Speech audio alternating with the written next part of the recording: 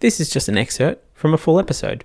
If you enjoyed what you hear here, go check out other full episodes, either on YouTube or as part of the podcast feed. Enjoy!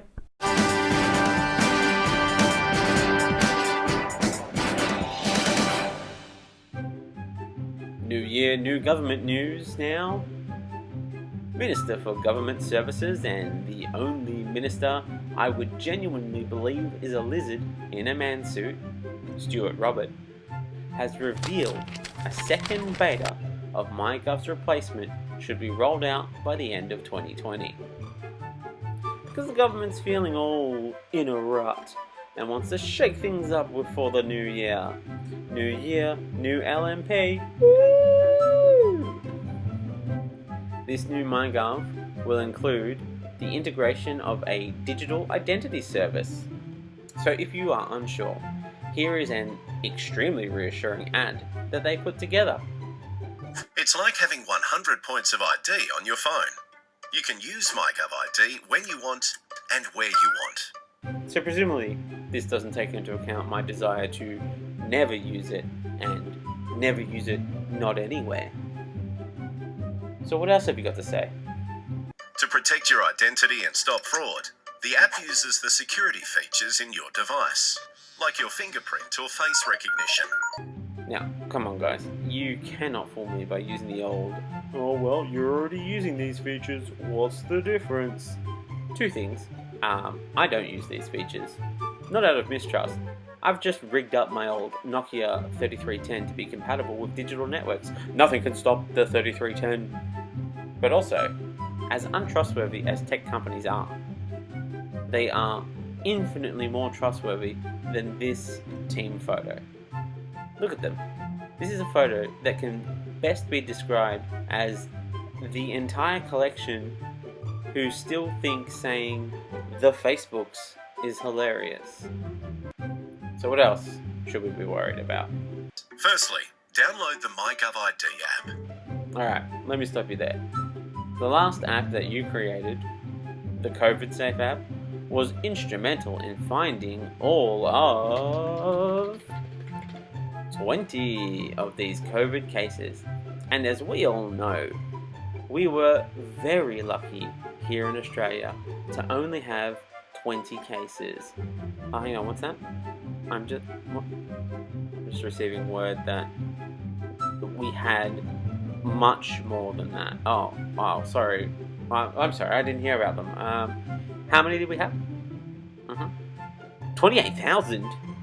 But the app is safe, right? The government didn't take advantage of trying to force everyone to get an app under the premise of keeping them safe from a deadly disease and then use that app to mine their data.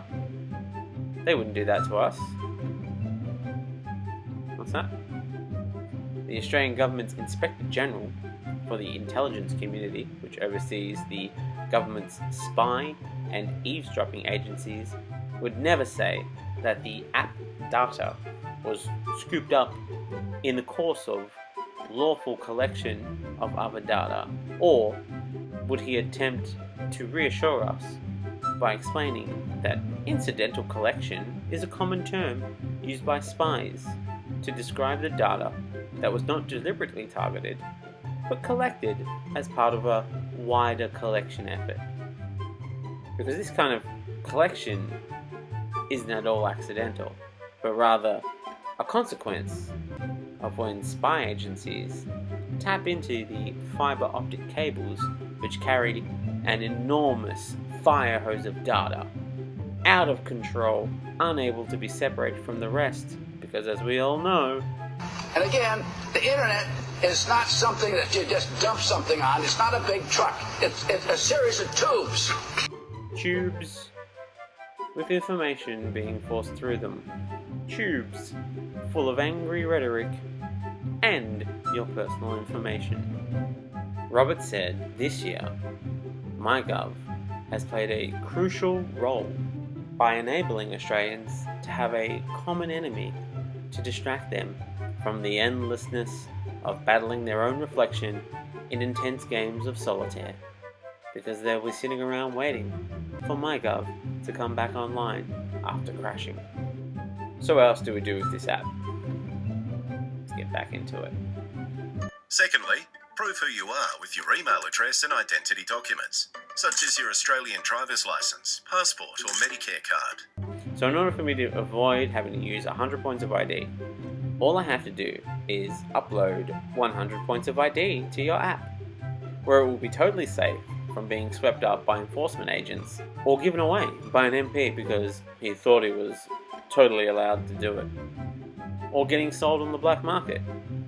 I mean, the black market is the less dubious version of Amazon, so I guess there is some benefit. Unsurprisingly, Federal Minister for Government Services and heartless narrator of the Greek tragedy known as the Robodebt scheme, Stuart Robert, is characteristically inappropriately optimistic about the bill. Robert dismissed critics' concerns, saying, "Consent is implied when someone uses a government service. If an Australian wants a service by the government, they obviously have to consent to having that service delivered to them. If they don't want a service from the government, they don't have to." Stuart, mate, can we talk a minute here? Come here. Come closer. It's okay. Come here. What are you doing? What's this business about consent, eh? Be it matters of state or matters of love, consent can only ever be implied in a first aid situation when the other person is unconscious. I mean, we shouldn't need to be telling you this, especially you. Have you already forgotten the whole Robodebt thing? Like, I know you weren't punished in any way for that fuck up, but you should still remember. Let me just refresh your memory. Come here.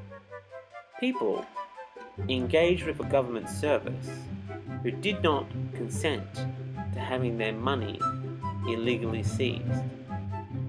It's just this like weird quirk that some of us have, like not having the desire to have our money illegally seized. Now your approach is what's known as the uncompromising dad approach to governance.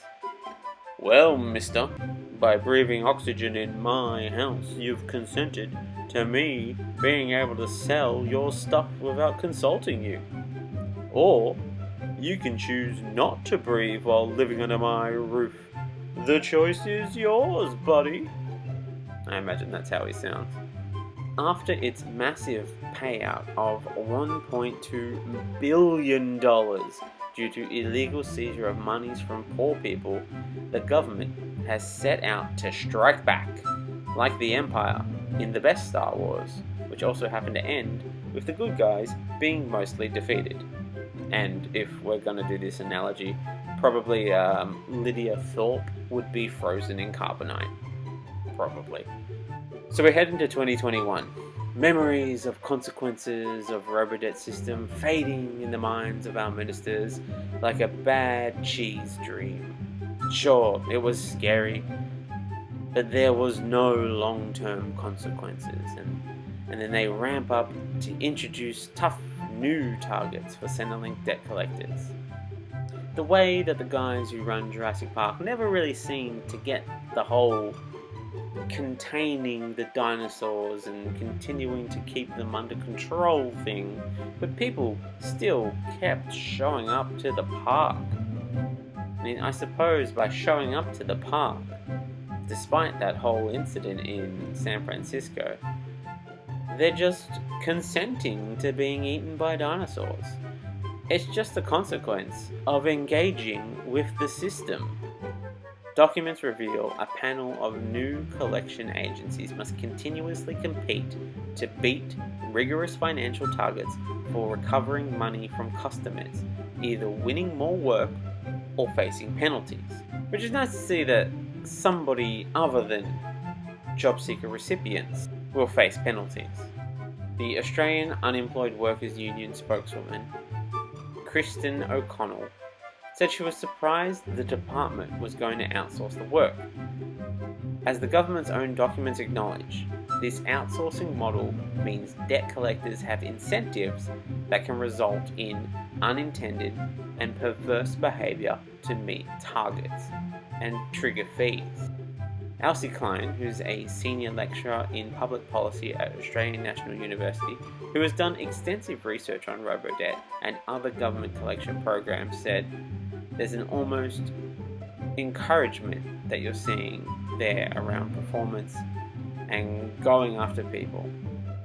When there are performance measures, people cut corners, and that can encourage unscrupulous behaviour because they're trying to maintain a level of performance. I mean, just look at these ticket inspectors here, maintaining performance levels without compromising service. You just let me go. Wait, I'm really I can't breathe properly. I can't breathe properly. I can't even breathe.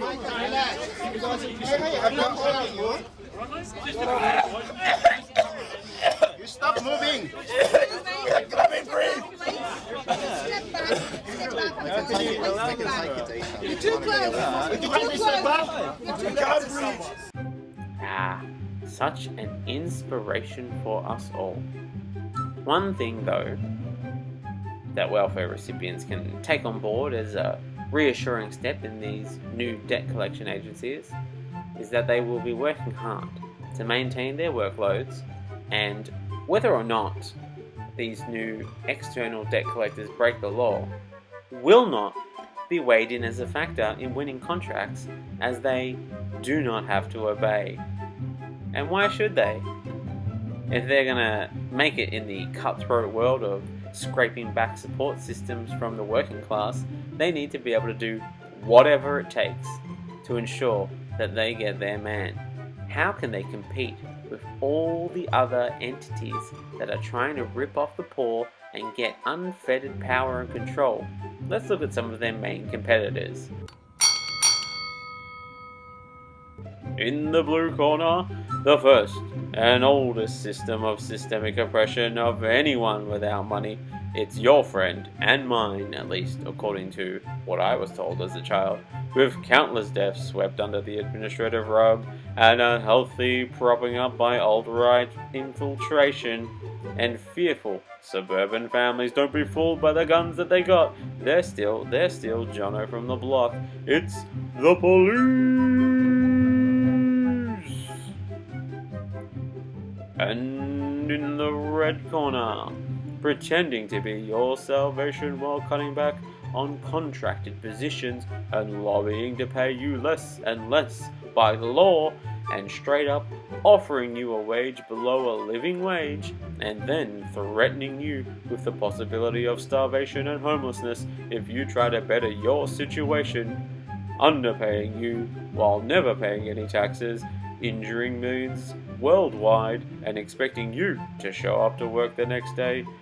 It's the best form of our welfare. Give it up for capitalism. I mean, people say it's mostly a two-party system, but there's still some room on the ballot for the little guys. And despite all their government backing, these guys are young, scrappy, and ready to throw down. They're just a bunch of Boba Fetts, and at the end of every year, one of them gets blindly knocked into the Sarlacc pit. Better watch out. I look forward to making the whole system affable by creating a faux reality TV show to make you relate to the workers in that position. It will be the breakout Foxtel hit reality show, Wrapped, the Welfare Cheat Hunter. Look out for it, it's coming.